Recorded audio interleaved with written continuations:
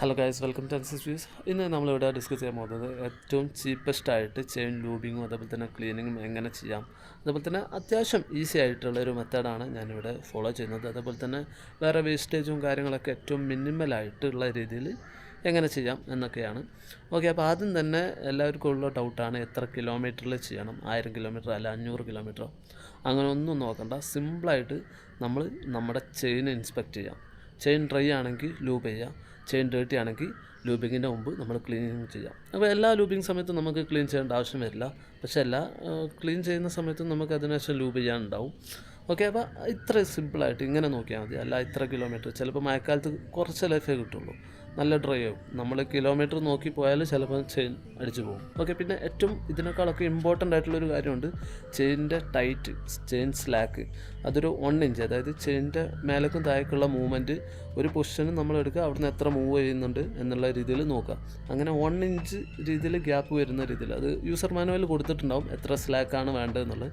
ഏകദേശം ഒരു 1 ഇഞ്ച് റേഞ്ചിലാണ് വരിക. അങ്ങനത്തെ ഒരു മൂവ്മെൻറ്റ് ചെയിനിന് വേണം. അത് ഓവറായിട്ടും ആകരുത്, ഭയങ്കരമായിട്ട് ടൈറ്റായിട്ടും ചെയ്യരുത്. ഇത് ഏറ്റവും ഇമ്പോർട്ടൻ്റ് ആയിട്ടുള്ള കാര്യമാണ് ചെയിനിൻ്റെ ലൈഫ് കിട്ടാൻ വേണ്ടിയിട്ട്. അപ്പം ലൂബിങ്, ക്ലീനിങ് ഇതൊക്കെ വേണം. അതേപോലെ തന്നെ പ്രോപ്പറായിട്ട് ചെയിൻ ടൈറ്റനിങ് ചെയ്യണം. ഇവിടെ നമ്മൾ ചെയിൻ ലൂബിങ്ങും ക്ലീനിങ്ങും ഇതിനെക്കുറിച്ചാണ് ഡിസ്കസ് ചെയ്യുന്നത്. ഓക്കെ, അപ്പോൾ കൂടുതലെന്ന് പറയാൻ നമുക്ക് നേരെ വീട്ടിൽ കിടക്കാം. അപ്പോൾ എൻ്റെ വണ്ടി നിങ്ങൾക്ക് നോക്കിയാൽ മനസ്സിലാവും, ഇത് ഒരു ബ്രാസ് കോട്ടിംഗ് ഉള്ള ചെയിനാണ്. അതായത് ഒരു ഗോൾഡൻ കളറിലാണ് ഇതിൻ്റെ ശരിക്കും ഫിനിഷിങ് വരിക, പക്ഷേ ഇത് അത്യാവശ്യം നല്ല ഡേർട്ടി ആയിട്ടുണ്ട്. ഓക്കെ, അപ്പോൾ ഇത്രയും സാധനങ്ങളാണ് നമുക്കിതിന് ആവശ്യമുള്ളത്. ഇത് ടയറിലേക്കൊക്കെ ആദ്യം വേണ്ടിയിട്ട് ഒരു കാർബോർഡിൻ്റെ പീസാണ്. പിന്നെ WD-40 ചെയിൻ ക്ലീനർ ഇതായിട്ടാണ് ഞാൻ യൂസ് ചെയ്യുന്നത്. പിന്നെ ഒരു ബ്രഷ് ഉണ്ട്, ചെയിൻ ബ്രഷ് ഉണ്ട്. ഏകദേശം 100 രൂപ റേഞ്ചിലാണ് ഇതിൻ്റെ പ്രൈസ്. WD-40ക്ക് ഏകദേശം 300-400 റേഞ്ചിലാണ്. ഇത് 500 ml ബോട്ടിലാണ്. ഓക്കെ, പിന്നെ 1-2 ക്ലോത്ത്സ് ഉണ്ട് താഴെ അയക്കാതിരിക്കാൻ, ഇത് താഴെ ഇടും.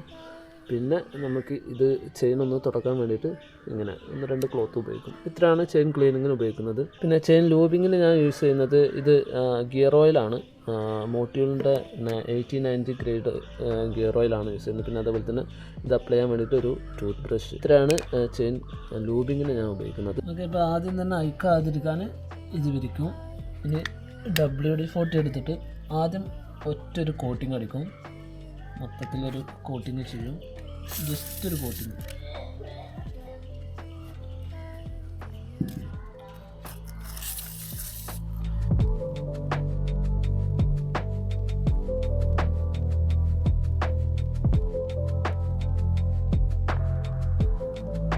ഇപ്പോൾ ഒരു റൗണ്ട് ചെയ്തു.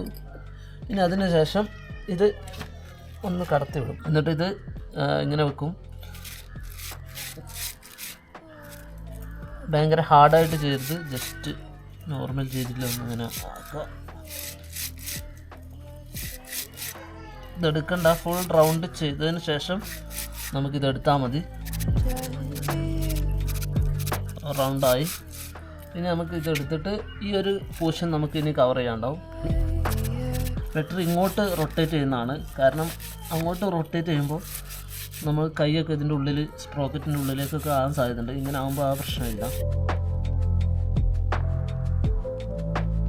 ഓക്കെ, അപ്പോൾ റൗണ്ടായി. ഇനി നമുക്ക് WD-40 ഒന്നുകൂടി അടിക്കണം.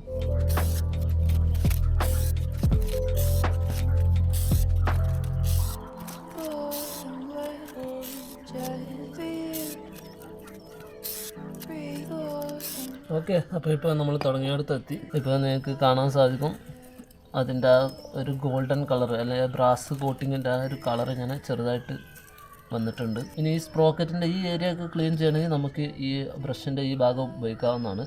ജസ്റ്റ് ഒന്ന് WD-40 അപ്ലൈ ചെയ്യാം.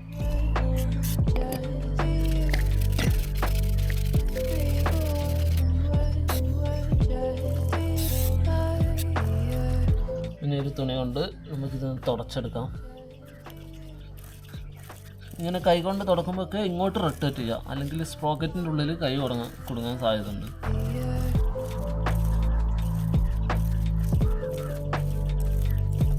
ഓക്കെ, ഇപ്പോൾ ക്ലീൻ ആയിട്ടുണ്ട്.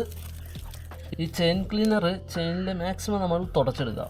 ചെയിൻ ക്ലീനർ ചെയിനിൽ ഇങ്ങനെ ഇരിക്കുന്നത് അത്ര നല്ലതല്ല, ഏത് ചെയിൻ ക്ലീനർ ആയാലും.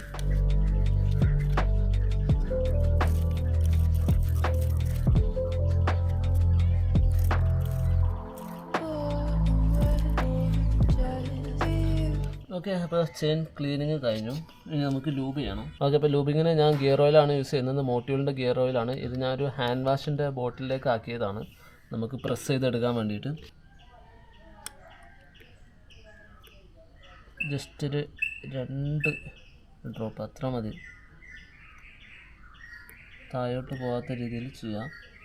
എന്നിട്ട് ഒരു പോർഷൻ എടുക്കുക, അതിൻ്റെ മുകൾ side, left side, bottom side, ഈ സൈഡ് ചെയ്യാം.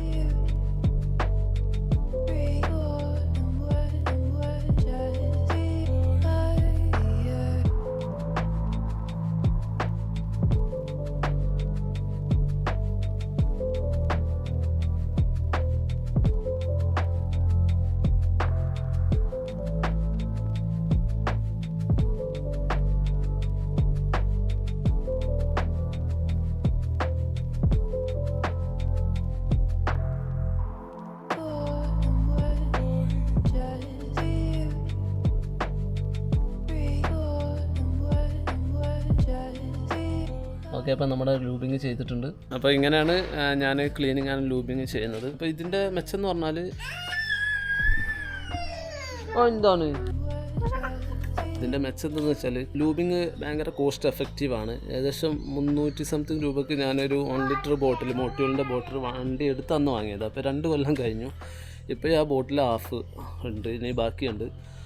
ഓക്കെ, അപ്പോൾ അങ്ങനെയാണ് ലൂബിങ്ങിൻ്റെ കാര്യം. ചെയിൻ ക്ലീനിങ്ങിൻ്റെ കാര്യം എടുക്കുമ്പോൾ കറോസിന് ഡീസലൊക്കെ ഉപയോഗിച്ചിട്ട് വീണ്ടും നമുക്ക് കോസ്റ്റ് കുറക്കാം. പക്ഷേ അത് കുറച്ചുകൂടി ടാസ്ക്കാണ് ചെയ്യാൻ വേണ്ടിയിട്ട്. പിന്നെ ക്ലീനിങ് എന്ന് പറഞ്ഞാൽ നമുക്ക് ഇടയ്ക്കിടയ്ക്ക് വരുന്നൊരു കാര്യമല്ല. ലൂബിങ്ങിൻ്റെ അത്രയൊന്നും നമുക്ക് ക്ലീനിങ് വരില്ല. ഡേറ്റ് ആകുമ്പോൾ മാത്രമാണ് ഞാൻ ചെയ്യാറുള്ളത്. അപ്പോൾ ആ കേസിൽ എടുക്കുകയാണെങ്കിൽ നമുക്ക് അത്യാവശ്യം കോസ്റ്റ് കുറഞ്ഞിട്ടുള്ളൊരു മെത്തേഡിനാണ് WD-40 ഉപയോഗിക്കുക എന്നുള്ളത്.